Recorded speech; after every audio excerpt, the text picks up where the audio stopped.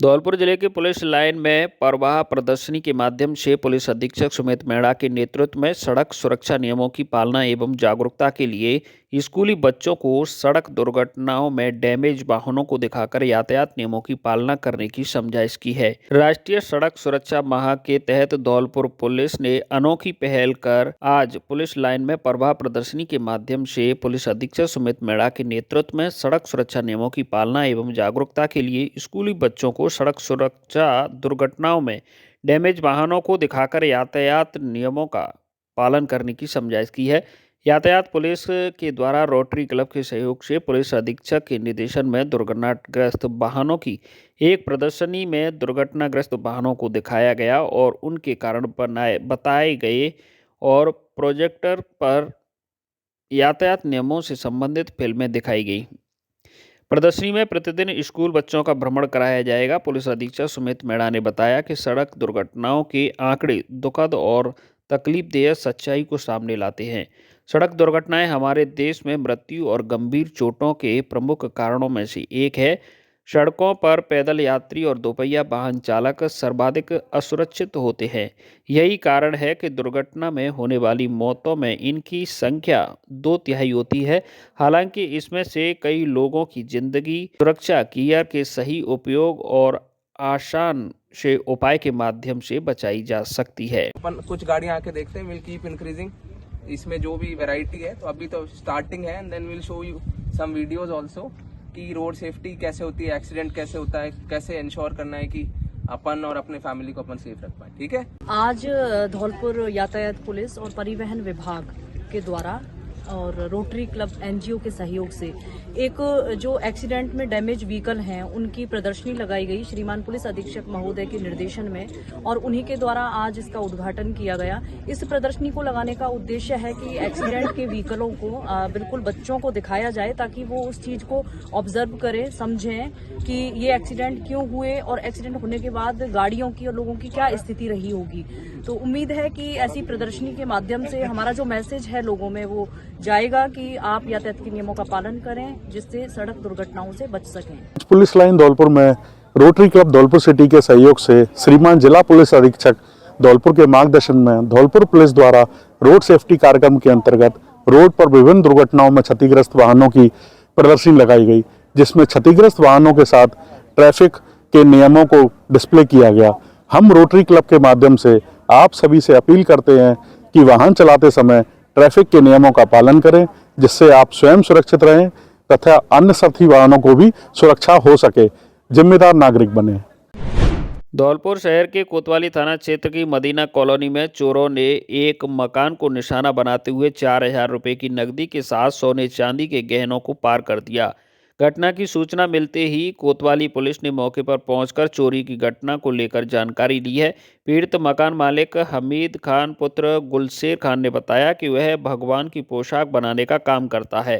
रात को काम करने के बाद वह कमरे का ताला लगाकर परिवार के साथ हॉल में सोने चला गया। आधी रात को छत के रास्ते घर में घुसे चोरों ने उसके हॉल की बाहर की कुंडी लगा दी, जिसके बाद चोरों ने कमरे का ताला तोड़कर चोरी की वारदात को अंजाम दिया। शनिवार सुबह परिवार को चोरी की वारदात का पता चला। पीड़ित ने बताया कि चोर कमरे में रखे हुए 4,000 रुपये की नकदी के साथ सोने चांदी के करीब 50,000 रुपये के गहनों को चुरा ले गए हैं। चोरी की घटना की जानकारी मिलने के बाद कोतवाली पुलिस मौके पर पहुंची, जहां पुलिस ने घटनास्थल का मौका मुआयना कर जांच शुरू कर दी है। धौलपुर जिले में भारत सरकार के पंचायती राज मंत्रालय द्वारा शनिवार को स्वामित्व योजना अंतर्गत लाभार्थियों को पट्टे में प्रॉपर्टी पार्सल वितरण कार्यक्रम आयोजित किया गया। इसमें प्रधानमंत्री नरेंद्र मोदी द्वारा वर्चुअल माध्यम से पट्टे में प्रॉपर्टी पार्सल वितरण के लाभार्थियों से संवाद करते हुए संबोधित किया गया। जिला स्तर पर कार्यक्रम का प्रसारण बीसी के माध्यम से मचकुड़ रोड स्थित नगर परिषद टाउन हॉल में हुआ। इसमें स्वामित्व योजना के तहत पट्टा में प्रॉपर्टी पार्सल मिलने पर लाभार्थियों ने प्रसन्नता व्यक्त करते हुए प्रधानमंत्री और सरकार का आभार जताया। कार्यक्रम में प्रधानमंत्री नरेंद्र मोदी ने अपने संबोधन में कहा कि स्वामित्व योजना का उद्देश्य गरीब को आर्थिक रूप से आत्मनिर्भर बनाना है। इस योजना का उद्देश्य है गांव में रहने वाले गरीब व्यक्ति को भी कानूनी हक मिल सके। उन्होंने इस योजना को ग्रामीण अर्थव्यवस्था को आधार देने वाला बताया, जिससे आर्थिक गतिविधियों के नए रास्ते खुल सकेंगे। साथ ही जमीन के लिए होने वाले विवादों से निजात मिल सकेगी। उन्होंने कहा कि स्वामित्व पर भू आधार से गांवों के विकास को नया आयाम मिलेगा। धौलपुर जिले की नादनपुर थाना पुलिस ने डीएसटी टीम के सहयोग से तिलौआ गांव के पास कार्रवाई करते हुए पिकअप गाड़ी से और 2 बाइक से विस्फोटक सामग्री को बरामद किया है। साथ ही 3 आरोपियों को गिरफ्तार किया है। आरोपी विस्फोटक सामग्री को अवैध खनन क्षेत्र में विस्फोटक करने के लिए ले जा रहे थे। पकड़ी गई सामग्री धौलपुर जिले की RECL फैक्ट्री में बनी हुई है। पुलिस ने बताया कि डीएसटी टीम को तिलौआ गांव के आसपास अवैध विस्फोटक होने की सूचना मिली थी। मुखबिर की सूचना पर नादनपुर थाना पुलिस को साथ लेकर अलग अलग टीमों ने 3 जगह कार्रवाई कर 2 बाइक और 1 बंद बॉडी पिकअप गाड़ी को पकड़ा है। पिकअप गाड़ी के साथ दोनों बाइकों से विस्फोटक सामग्री जब्त की गई है, जिसमें 1800 गुल्ला जिलेटिन की छड़, 4 कार्टून में 8 बंडल लाल बत्ती विस्फोटक मिला है। पुलिस ने मौके से 3 आरोपी संदीप शर्मा, पिंटू शर्मा और राम सेवक को गिरफ्तार किया है। तीनों आरोपी बाइक और पिकअप गाड़ी से अवैध खनन के लिए विस्फोटक लेकर जा रहे थे, जिसके खिलाफ विस्फोटक अधिनियम के तहत मामला दर्ज किया गया है। पुलिस ने अवैध विस्फोटक का मामला दर्ज कर जांच शुरू कर दी है। पकड़े गए खनन माफिया पत्थर की खदानों में अवैध पत्थर को निकालने के लिए विस्फोटक सामग्री का उपयोग करते हैं। खनन माफियाओं का यह धंधा विगत लंबे समय से खदानों में पनप रहा है, लेकिन आरोपियों से पकड़ी गई विस्फोटक सामग्री धौलपुर जिले की RECL फैक्ट्री में की बनी हुई है। धौलपुर जिले में लगातार 8वां पैर पड़ रही कड़ाके की सर्दी अब सितम ढा रही है। वहीं लगातार चल रही सर्द हवाओं और पड़ रहे कोहरे के साथ गलन का सीधा असर अब आम आदमी की दिनचर्या पर पड़ रहा है। ठंड से अब जनजीवन बुरी तरह प्रभावित हो रहा है। दिन में भी हाथ पांव शून्य होने लगे हैं। शनिवार को भी घने कोहरे की चादर छाई रही। इसी दौरान तापमान में लगातार गिरावट हो रही है। अधिकतम तापमान 18 डिग्री और न्यूनतम तापमान 8 डिग्री दर्ज किया गया है। सर्द हवाओं और घने कोहरे के कारण लोग घर से बाहर निकलना मुनासिब नहीं समझ रहे हैं और सर्दी का असर बाजारों में भी दिख रहा है। हाईवे पर वाहन बहुत ही धीमी गति से लाइट जलाकर चल रहे हैं। वहीं रेल यातायात और बसों में भी कोहरे का बुरा असर पड़ा है। दिल्ली और झांसी की ओर जाने वाली ट्रेन अपने निर्धारित समय से देरी से चल रही हैं। ऐसे में यात्रियों को काफ़ी परेशानियों का सामना करना पड़ रहा है। मौसम विभाग के मुताबिक आने वाले दिनों में मौसम खराब रहने की संभावना है और कोहरे के साथ बारिश भी हो सकती है। धौलपुर जिले की सदर थाना पुलिस ने कार्रवाई करते हुए 39 पशुओं को मुक्त कराया है और इस मामले में 2 आरोपियों को गिरफ्तार किया है। पुलिस अधीक्षक सुमित मेहड़ा के निर्देशन में थाना प्रभारी रामरेश मीणा ने यह कार्रवाई की है। मुखबिर की सूचना पर पुलिस ने सदर चौराहा NH 44 पर नाकाबंदी की हुई थी। इस दौरान एक आइसर कैंटर को रोका गया, जिसके अंदर 39 पशुओं को क्रूरतापूर्वक ठूस कर भरकर ले जाया जा रहा था। पुलिस ने मौके से 2 आरोपी राजू और इमरान को गिरफ्तार कर लिया है। पुलिस ने दोनों आरोपियों के खिलाफ मामला दर्ज कर लिया है। पुलिस ने जब्त किए गए कंटेनर और 39 पशुओं को अपने कब्जे में ले लिया है। मध्य प्रदेश के दतिया पहुंचे प्रभारी मंत्री एदल सिंह कंसाना का सर्किट हाउस में भारतीय जनता पार्टी के पदाधिकारियों ने गर्मजोशी से स्वागत किया। इसके बाद मंत्री किला चौक मैदान में आयोजित स्वामित्व योजना के कार्यक्रम में शामिल हुए। इस दौरान जिले के 50 गांव के 15,448 मकानों के स्वामित्व प्रमाण पत्र वितरित किए गए। स्वामित्व योजना के तहत प्रमाण पत्र पाने वाले लाभार्थियों के चेहरे पर खुशी साफ झलक रही थी। लोगों ने इसे अपने जीवन की बड़ी उपलब्धि बताते हुए सरकार का आभार व्यक्त किया। इस योजना के जरिए नागरिकों को उनके मकानों का कानूनी अधिकार मिला है, जिससे उनके जीवन में स्थिरता और आत्मनिर्भरता बढ़ेगी। कार्यक्रम में प्रभारी मंत्री ने कहा कि सरकार हर वर्ग के उत्थान के लिए प्रतिबद्ध है। उन्होंने स्वामित्व योजना को प्रधानमंत्री के आत्मनिर्भर भारत अभियान का अहम हिस्सा बताया। इस दौरान बड़ी संख्या में स्थानीय नागरिक, अधिकारी और पार्टी कार्यकर्ता मौजूद रहे। मेरा नाम ज्योति कौरव है। मैं ग्राम सोने से हूँ। मुझे स्वामित्व योजना के आधार पर जो पट्टा मिला है उससे मैंने बैंक वो भवन बनवाया है, बैंक बनवाई है और उसे किराए पर दिया है, जिससे मेरा वो आमदनी हो रही है उससे मुझे। और मैं दिल से वो मुख्यमंत्री जी का और प्रधानमंत्री जी का धन्यवाद करती हूँ। बड़ी महत्वपूर्ण योजना है। हमारे गरीब से गरीब और अमीर से अमीर, फिर भाई अमीर को तो जरूरत नहीं पड़ती है, लेकिन गांव में जो हमारे गरीब तबके के लोग रहते हैं, गरीब की कोई जाति नहीं होती, हर समाज में गरीब होते हैं। आज हमारे जरूरतमंद गरीब लोग इस स्वामित्व योजना के अंतर्गत हमें कई गांव में जरूरत पड़ जाए कि हमें लोन चाहिए, तो हमारे पास प्रॉपर्टी कोई खेती नहीं है, सिर्फ मकान है, मकान पे बैंक लोन नहीं देती है। शहर में अगर मकान है, शहर में लोन मिल जाता है, लेकिन ग्रामीण अंचल में हमारा मकान है तो हमें लोन नहीं मिलता था। आज ये योजना के अंतर्गत जो हमें सरकार ने जो कार्ड दिया है। मध्य प्रदेश के ग्वालियर में एक महिला अपने 2 बच्चों और पति को घर में सोता हुआ छोड़ अचानक से गायब हो गई। जब पुलिस ने तस्दीक की तो महिला अपने रिश्तेदार के नाबालिग देवर के साथ जाने का पता चला। यह मामला भितरबार थाना क्षेत्र के ग्राम मछरिया का है, जिसकी शिकायत महिला के पति ने पुलिस थाने में की है। वहीं पुलिस ने गुमशुदगी का मामला दर्ज कर कार्रवाई शुरू कर दी है। दरअसल भितरबार थाना क्षेत्र के गांव मछरिया निवासी 28 साल का विष्णु खेती किसानी का काम करता है और वहां अपनी पत्नी प्रियंका और 2 बच्चों के साथ रहता है। विष्णु ने अपने पिता के साथ थाने पहुंचकर पुलिस को बताया कि जब वह घर पर बच्चों के साथ सो रहा था तभी ज़्यादा रात होने उसकी मां मीराबाई से उसकी पत्नी गांव के कमरे की लाइट चालू करने की बोलकर बाहर निकल गई थी। इसके बाद वहां काफ़ी देर होने पर वापस नहीं लौटी, जिसे लेकर उसने गांव सांखनी निवासी रिश्तेदार नाबालिग भाई मनीष पर शक जताया, जबकि वहां उसकी पत्नी का रिश्ते में देवर लगता है।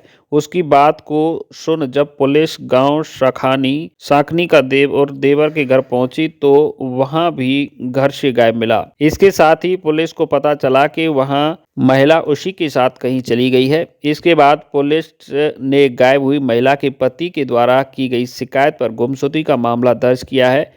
वहीं पुलिस अब महिला के साथ साथ गायब हुए नाबालिग देवर की तलाश में जुट गई है। पुलिस का कहना है कि दोनों की मिल जाने के बाद ही मामले का खुलासा हो सकेगा। भितरवार थाना अंतर्गत एक महिला की गुमशुदगी का मामला सामने आया है, जिसमें वह उसके 2 बच्चे भी उसके साथ हैं। उनको लेकर के अभी काफ़ी समय से महिला अपने परिवार वालों से नहीं मिल पाई है, जिस पर से गुमशुदगी अभी दर्ज की गई है और किसके साथ में जाना बताया गया है। जो संदेही है उसकी पुलिस तलाश कर रही है और पूछताछ कर रही है। बता रहे कि बच्चे और पति को सोता हुआ ये छोड़ गए थे और भाग गए। अभी जो तथ्य सामने आए हैं उसके आधार पर केवल गुमशुदगी दर्ज की गई है। साइबर की मदद से उसको जल्दी ढूंढने का प्रयास किया जाएगा। मध्य प्रदेश के ग्वालियर में 2 नाबालिग सगी बहनों के साथ पड़ोसी युवक ने छेड़छाड़ कर दी। आरोपी युवक नाबालिग सगी बहनों को चॉकलेट का लालच देकर उनके साथ छेड़खानी करता था। जब दोनों सगी बहनों ने उसकी हरकतों के बारे में अपनी मां को बताया तो बच्चियों की मां ने आरोपी युवक के घर जाकर उसकी मां से शिकायत की, लेकिन उल्टा ही आरोपी की मां ने उसे धमकी दे डाली, जिसकी शिकायत बच्चियों ने मां थाने में की। पुलिस ने आरोपी मां बेटे के खिलाफ मामला दर्ज कर लिया है। दरअसल कंपू थाना की रहने वाली पीड़िता अपनी दोनों नाबालिग बच्चियों को साथ लेकर पुलिस थाना पर शिकायत की है कि पड़ोसी युवक कुछ दिनों से उसकी दोनों नाबालिग 7 साल और 8 साल की बेटियों के साथ छेड़छाड़ करता आ रहा है। जब भी वहां घर के बाहर खेलने जाती हैं तो गंदी निगाहों से उन्हें देखता है और उन दोनों के आगे पीछे घूमकर चॉकलेट का लालच देकर उनके साथ छेड़छाड़ करता है। जब उसकी हरकतों के बारे में उन्होंने उसे बताया तो वह आरोपी युवक की मां से शिकायत करने पहुंची, लेकिन आरोपी की मां ने उल्टा ही उससे विवाद कर जान से मारने की धमकी दे डाली। पुलिस ने मामले की गंभीरता को देखते हुए आरोपी के घर दबिश दी तो दोनों मां बेटे घर से फरार मिले। इसके साथ ही पुलिस को पता चला कि आरोपी युवक नशा करने का आदी है। फिलहाल पुलिस ने आरोपी युवक और उसकी मां के खिलाफ मामला दर्ज कर उन दोनों की तलाश शुरू कर दी है। मध्य प्रदेश की मुरैना जिले की वन विभाग की टीम ने अम्बा थाना इलाके में दोहरी गांव के पास चंबल नदी से रेत का अवैध उत्खनन करने वालों के खिलाफ कार्रवाई की है। वन विभाग की टीम को 1 दर्जन से अधिक ट्रैक्टर ट्रॉली अम्बा की तरफ आते हुए दिखे। वन विभाग की टीम ने घेराबंदी कर कार्रवाई करने का प्रयास किया तो माफिया ट्रैक्टर ट्रॉलियों को लेकर भागने लगे। वन विभाग की टीम ने पीछा कर एक ट्रैक्टर ट्रॉली को जब्त कर लिया, जबकि वन विभाग की टीम पर माफियाओं ने हमला करने का भी प्रयास किया, लेकिन वन विभाग की टीम रेत के ट्रैक्टर ट्रॉली को लेकर अम्बा वन रेंज में रख दिया, जिसके बाद अब ट्रैक्टर ट्रॉली के परिवहन विभाग के रजिस्ट्रेशन नंबर से आरोपियों का पता करने में जुट गई है। बताया जा रहा है कि चंबल इलाके से रेत का उत्खनन करने वाले लोगों को राजनेताओं का संरक्षण प्राप्त है। इसके अलावा देखा जाए तो जिले में वन विभाग की टीम तो कार्रवाई कर रही है, लेकिन टास्क फोर्स में अन्य जो विभाग के अधिकारी शामिल हैं वह रेत माफियाओं पर कार्रवाई नहीं कर रहे हैं। हालांकि वन विभाग के अधिकारियों का कहना है कि लगातार रेत माफियाओं का खिलाफ कार्रवाई की जा रही है, लेकिन माफिया संगठित होकर कई बार हमले कर देते हैं। इस कारण से वन विभाग की टीम में कार्रवाई करने से भी डरती है। पंचायत मुरैना, पंचायत जोरा ये स्टाफ के साथ में अम्बा, मुरैना और जोरा में अवैध उत्खनन की रोकथाम हेतु गश्ती की गई। गश्ती के दौरान जोरा शहर के आसपास एक ट्रैक्टर और करता हुआ पाया गया, जिसे जब्त कर वैधानिक कार्रवाई से इसकी अनुमानित कीमत लगभग 4 लाख रुपए है और सुरक्षा के दृष्टिकोण से जोरा थाने में उसे रखा गया। इस प्रकार की कार्रवाई सतत रूप से जारी है। धौलपुर जिले के बाड़ी कोतवाली थाना इलाके के भदौरिया पाड़ा किरी मोहल्ला में देर रात को आई एक बारात में झगड़ा हो गया। बारात में हुए झगड़े के बाद बारातियों में अफरा तफरी मच गई। इसी दौरान झगड़े में फायरिंग भी हो गई। फायरिंग में मामा और भांजा घायल हो गया। बारात में आए बारातियों ने दोनों घायलों को बाड़ी के सरकारी अस्पताल में भर्ती कराया। झगड़े की सूचना मिलते ही अस्पताल पहुंची पुलिस ने दोनों घायलों के पर्चा बयान लिए हैं। दोनों घायलों को बाड़ी अस्पताल से उपचार के लिए जिला अस्पताल रेफर कर दिया है। पुलिस ने पर्चा बयान के आधार पर मामले की जांच शुरू कर दी है। जानकारी के मुताबिक उत्तर प्रदेश के जगनेर थाना इलाके के गांव छीतर का नगला के रहने वाले रमजी कोली के 2 पुत्र देवेंद्र और राहुल की बारात शनिवार को बाड़ी कोतवाली थाना इलाके के भदौरिया पाराकिरी मोहल्ला में आई हुई थी। बारात की चढ़ाई चल रही थी। बारात में दोनों दूल्हों का मामा 40 वर्षीय धर्मवीर पुत्र मांगीलाल कोली निवासी कटे हनुमान जी के पास धनौरा रोड बाड़ी और उसका भांजा 20 वर्षीय रंजीत पुत्र भगवान दास कोली भी शामिल थे। बारात में इसी दौरान 2 पक्षों में किसी बात को लेकर झगड़ा हो गया और झगड़े में फायरिंग हो गई। फायरिंग में धर्मवीर और उसका भांजा रंजीत घायल हो गए। बारात में हुए धमाकों की आवाज से बारातियों में अफरा तफरी मच गई और दोनों घायलों को रिश्तेदारों ने बाड़ी के सरकारी अस्पताल में भर्ती कराया, जहां से दोनों को प्राथमिक उपचार देने के बाद जिला अस्पताल के लिए रेफर कर दिया है। झगड़े की सूचना मिलते ही अस्पताल पहुंची पुलिस ने दोनों घायलों के पर्चा बयान लिए है, जहां दोनों घायलों ने पुलिस को गंधक वाले धमाके से घायल होने की बात कही है। पुलिस ने पर्चा के आधार पर मामले की जांच शुरू कर दी है। बाड़ी कोतवाली थाना SHO लालबन सिंह ने बताया कि अस्पताल में दोनों घायलों से घटना के बारे में जानकारी ली और घटनास्थल पहुंचकर मौके पर मौजूद लोगों से जानकारी लेकर उच्चाधिकारियों को अवगत कराया है। दोनों घायलों ने पर्चा बयान में गंधक वाले धमाके से घायल होने की बात कही है। मेडिकल रिपोर्ट आने के बाद फायरिंग की पुष्टि होगी। फिलहाल हर एंगल से मामले की जांच की जा रही है। मोहल्ला में कोई बारात आई, उसमें फायरिंग हो गई, क्या मामला है? आज दिनांक 18/1/25 को दौरान गश्त सूचना मिली कि दो व्यक्ति किरी मोहल्ला में झगड़ा होने के बाद घायल अवस्था में हॉस्पिटल इलाज हेतु आए हुए हैं। इस सूचना पर मन एएसआई मैं जाब्ता के रवाना होकर सीएचसी बाड़ी पहुंचा, जहां दो व्यक्ति घायल अवस्था में मिले, जिनसे घटना के संबंध में जानकारी ली एवं नाम पता पूछा तो उनमें से एक ने अपना नाम रंजीत सन ऑफ भगवान दास, जाति कोली, उम्र 20 साल, निवासी धनौरा रोड बाड़ी, व दूसरे ने अपना नाम धर्मवीर पुत्र मांगीलाल, जाति कोली, उम्र 40 साल, निवासी धनौरा रोड बाड़ी का होना बताया और कहा कि हम बारात में किरी मोहल्ला में आए हुए थे। उसी दौरान किसी व्यक्ति द्वारा गंधक वाला धमाका चलाया गया, जिससे हमारे दोनों के पैरों में चोट आई एवं खून निकला, जिस पर हम इलाज हेतु हॉस्पिटल बाड़ी आए हुए हैं, जहां हमारा इलाज चल रहा है।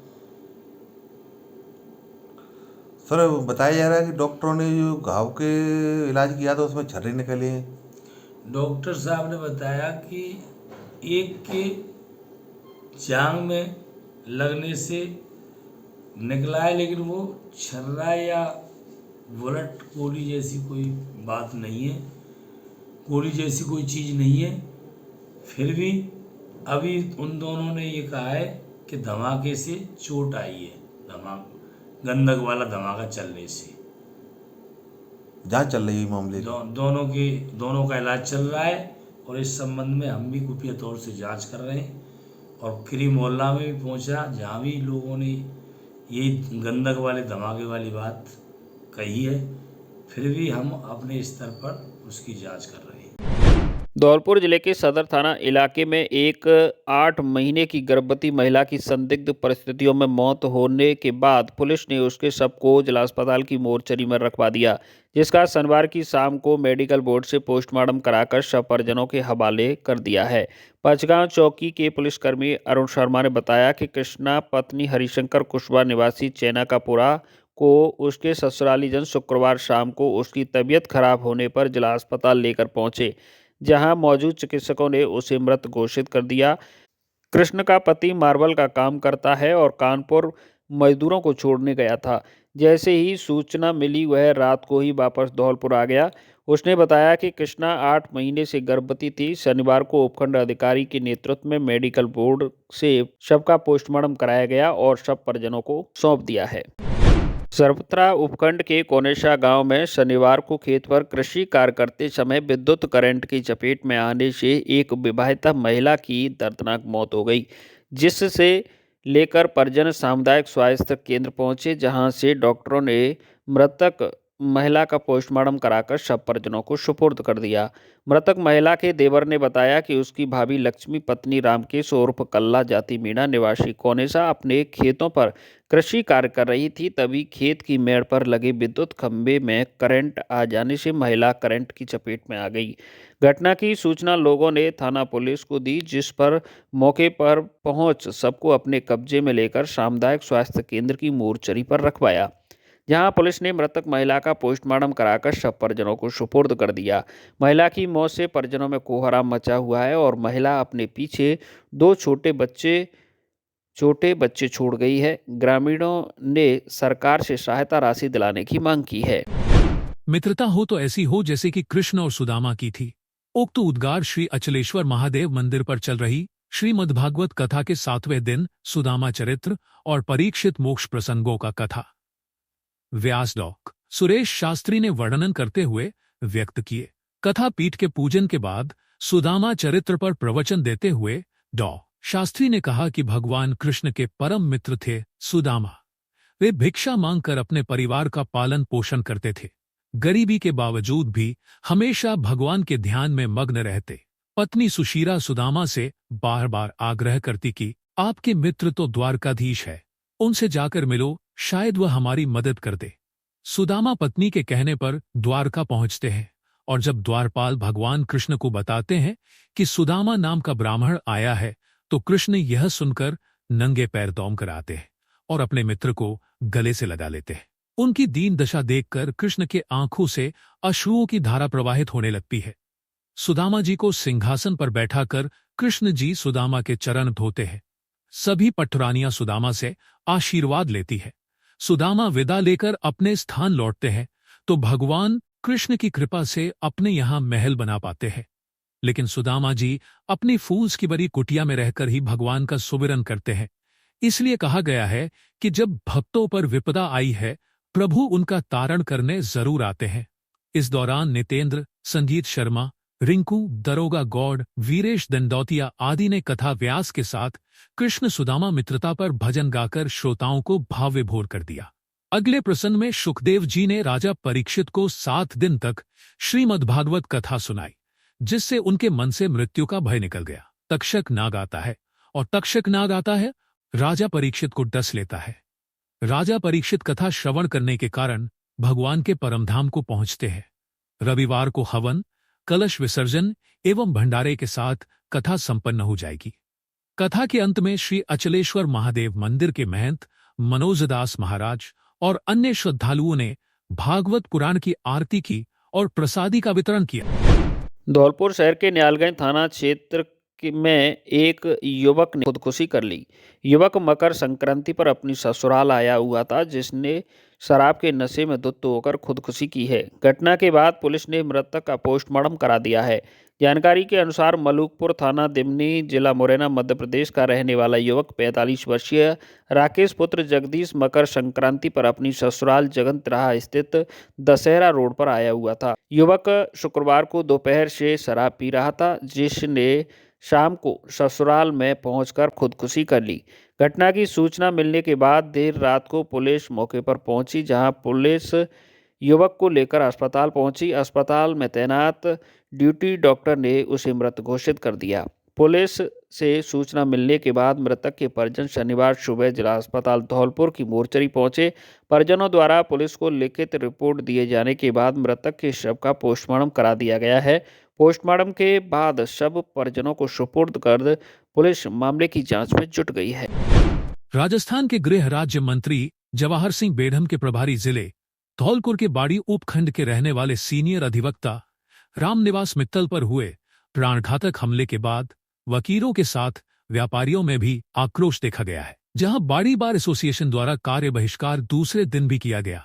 साथ ही व्यापार संगठनों अपनी अपनी दुकानें बंद कर वकीलों के साथ बाड़ी शहर के बाजार में जुलूस निकाला गया। आक्रोशित वकील और व्यापारियों ने उपखंड प्रशासन को आरोपियों की शीघ्र गिरफ्तारी की मांग को लेकर मुख्यमंत्री और गृह मंत्री के नाम ज्ञापन दिया है। वरिष्ठ अधिवक्ता पर हुए हमले के मामले में वकीलों और व्यापारियों ने पुलिस प्रशासन को चेतावनी दी है कि यदि पुलिस ने आरोपियों को गिरफ्तार नहीं किया गया तो यह धरना प्रदर्शन बड़े आंदोलन में बदल जाएगा। बाड़ी बार एसोसिएशन के अध्यक्ष मुकेश कौशिक एडवोकेट ने बताया कि वरिष्ठ अधिवक्ता 70 वर्षीय रामनिवास मित्तल पर बदमाशों ने प्राणघातक हमला किया गया है। हमले में उनके शरीर में 7 फ्रैक्चर आए, जिनका उपचार ग्वालियर के एक निजी अस्पताल में चल रहा है। अभी भी उनकी हालत गंभीर बनी हुई है। वकीलों ने बताया कि गुरुवार की शाम को कोर्ट के वरिष्ठ अधिवक्ता 70 वर्षीय रामनिवास मित्तल पर जानलेवा हमला हुआ। नकाबपोश बदमाशों ने उनके शरीर पर सरियों से प्रहार कर हाथ पैर में फ्रैक्चर किए हैं। उनके शरीर में 7 फ्रैक्चर बताए गए हैं, जिनको ग्वालियर के एक निजी अस्पताल में गहन चिकित्सा इकाई में भर्ती किया गया है। पूरी घटना बेहद निंदनीय है। घायल वकील रामनिवास मित्तल गुरुवार की शाम 6 बजे दूध लेने के लिए शहर के सैपू रोड पर गए थे, जहां पुलिस चौकी महज 100 मीटर की दूरी पर उक्त वारदात हुई है। बताया जा रहा है कि बाड़ी कोर्ट में चल रहे एक मामले की पैरवी करने के कारण आरोपियों ने वकील पर हमला किया है। आरोपियों ने उनको पूर्व में धमकी भी दी थी और अब आशंका है कि उनके द्वारा ही यह कृत्य किया गया है। फिलहाल वकील पर हुए हमले के बाद वकीलों के साथ व्यापारी भी इस घटना की कड़े शब्दों में निंदा कर रहे और आरोपियों की शीघ्र गिरफ्तारी की मांग कर रहे हैं। धौलपुर और बाड़ी में भी वकीलों ने कार्य बहिष्कार कर आक्रोश रैली निकाली है। वकीलों ने चेतावनी दी है कि अगर जल्द आरोपी गिरफ्तार नहीं किए गए तो राजस्थान की अदालतों में कार्य बहिष्कार किया जाएगा। बाड़ी बार एसोसिएशन के अध्यक्ष मुकेश कौशिक एडवोकेट ने बताया कि वरिष्ठ अधिवक्ता 70 वर्षीय रामनिवास मित्तल पर बदमाशों ने प्राणघातक हमला किया गया है। हमले में उनके शरीर में 7 फ्रैक्चर आए हैं, जिनका उपचार ग्वालियर के एक निजी अस्पताल में चल रहा है। अभी भी उनकी हालत गंभीर बनी हुई है। धौलपुर और बाड़ी में भी वकीलों ने कार्य बहिष्कार कर आक्रोश रैली निकाली है। अगर जल्द आरोपी गिरफ्तार नहीं किए गए तो राजस्थान की अदालतों में कार्य बहिष्कार किया जाएगा। व्यापार संघ के पदाधिकारी हरिशंकर ने बताया कि वरिष्ठ अधिवक्ता रामनिवास मित्तल पर बदमाशों ने जानलेवा हमला किया है। हमले को लेकर वकीलों के साथ व्यापारियों ने आज अपनी दुकानें बंद कर आक्रोश रैली निकाली है और सभी व्यापारी वकीलों के साथ हैं। हमारे सीनियर अधिवक्ता श्री रामनिवास मित्तल जी के साथ असामाजिक तत्वों ने प्राणघातक हमला किया, जिसमें उनके बहुत गंभीर चोटें आई हैं। 6 से 7 फ्रैक्चर बताए जा रहे हैं। जैसे उनसे फ़ोन पे बात करने से हमें अवगत हुआ, इसमें हमने FIR दर्ज करा दी है और तफ्तीश जारी है। और जब तक हमारा आंदोलन जारी रहेगा, जब तक के मुलजिमानों की गिरफ्तारी नहीं हो जाती है। हमारे धौलपुर ज़िले की सारी बारें इस समय काम बंद रखा है और वहाँ भी धौलपुर में भी बार एसोसिएशन धौलपुर अध्यक्ष के नेतृत्व प्रशांत उंडावाल जी के नेतृत्व में आक्रोश रैली का आयोजन किया गया है। और हमने अपने बार काउंसिल ऑफ राजस्थान के चेयरमैन श्री भुवनेश जी को भी आह्वान कर दिया है, अगर आज गिरफ्तारियां नहीं होती हैं तो सोमवार से पूरा राजस्थान, जिसमें निचली अदालतें, ऊपरी अदालतें, जोधपुर हाईकोर्ट, ब्रांच जयपुर, सभी में कार्य स्थगित रहेगा और सभी भाई हमारे साथ हैं। बाड़ी के वरिष्ठ अधिवक्ता श्रीमान रामनिवास जी मित्तल एडवोकेट साहब पर जो जानलेवा हमला हुआ था, उसके तहत बार एसोसिएशन आंदोलनरत है और उन्होंने हमारे समाज से सहयोग मांगा। हमने उनसे पूरा सहयोग देते हुए आश्वस्त किया कि हर असामाजिक तत्व के खिलाफ जो भी घटनाएं होंगी हम उनके साथ हैं और जब भी आप कहेंगे तब हम आपके कदम से कदम मिला करके आंदोलन में और चाहे धरने में, प्रदर्शन में, किसी में भी हमारा पूरा साथ देंगे और हमारी मान्यता ये रहेगी कि बाड़ी में सुख शांति कायम रहेगी। आज हमारे वरिष्ठ अधिवक्ता श्री रामनिवास मित्तल जी के ऊपर जो निंदनीय हमला हुआ है, जानलेवा हमला हुआ है, उसके विरोध स्वरूप आज व्यापार संघ और समस्त समाजों के अध्यक्षों को साथ लेकर एक रैली का आयोजन किया गया, जो रैली अग्रवाल धर्मशाला से शुरू होकर और SDM साहब के कार्यालय तक आई, जिसमें हमने SDM साहब को ज्ञापन देकर उक्त घटना से अवगत कराया और उनसे जल्द कार्रवाई करने हेतु मांग की। और हमारा पुलिस प्रशासन से यही आग्रह है कि जल्द से जल्द उन मुलजिमानों के खिलाफ कोई कार्रवाई अमल में लाते हुए उनको गिरफ्तार करें और उनके खिलाफ सख्त से सख्त कार्रवाई करें। इसीलिए ये अगर पुलिस अब भी नहीं जागती है और नहीं कोई कार्रवाई करती है तो हमारी बार एसोसिएशन बाड़ी पूरे ज़िले की समस्त बार एसोसिएशनों को, समस्त समाज के अध्यक्षों को और समस्त समाज के लोगों को साथ लेकर ये आंदोलन जारी रहेगा और निरंतर जारी रहेगा। देखिए, जिस तरह से हमारे वरिष्ठ अधिवक्ता के ऊपर इतना निंदनीय प्रहार किया गया है, वो हम सभी के लिए नहीं, पूरी न्याय व्यवस्था, प्रशासन व्यवस्था पर प्रश्न चिन्ह है। यदि ये प्रहार देखा जाए, जो न्याय दिलाने वाला एक अधिवक्ता है वो अपने दिलो जान की बाजी लगा करके न्याय दिलवा रहा है और उसके बाद यदि उसकी सुरक्षा नहीं है तो क्या एक समाज के लिए, न्याय प्रणाली के लिए कोई प्रश्न चिन्ह नहीं है?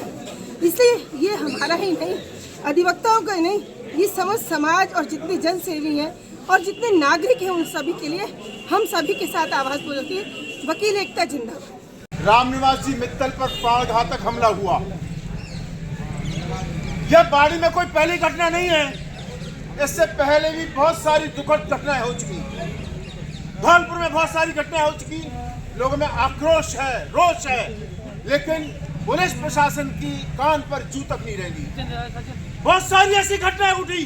मैं तो कहता हूँ राजस्थान की पुलिस को तो पता रहता है कल कहाँ क्राइम होने जा रहा है, पहले पता है। आज तक किसी भी घटना को खुलासा नहीं हुआ। यह हमारे पुलिस प्रशासन पर एक प्रश्न चिन्ह लगाता है, उनकी निष्ठा पर प्रश्न चिन्ह लगाता है। पुलिस का इकबाल कहाँ है? पुलिस का इकबाल उग्रवादी, आतंकवादी, गुंडे, बलात्कारी सरेआम घूमते हैं, लेकिन कोई भी एक्शन नहीं हुआ है। ये इतना पुलिस प्रशासन नपुंसक और ढाका रहा है। हमें बड़ी शर्म लगती है। शर्म, पता नहीं इनको कोई शर्म आती कि नहीं आती है। हमको तो बहुत शर्म आती है। आपको अपने आप को पुलिस वाला कहने में शर्म आती है नहीं आती है, मुझे नहीं लगता, क्योंकि आपका जमीर भर चुका है। आज तक कोई भी इन्होंने किसी घटना का खुलासा नहीं हुआ। कुछ दिन पहले चेन गई थी, थैला लूटा, पुलिस को पता है कौन कौन गुंडे हैं, लेकिन हिस्सा आ जाता है, आराम से शांति से बैठते हैं।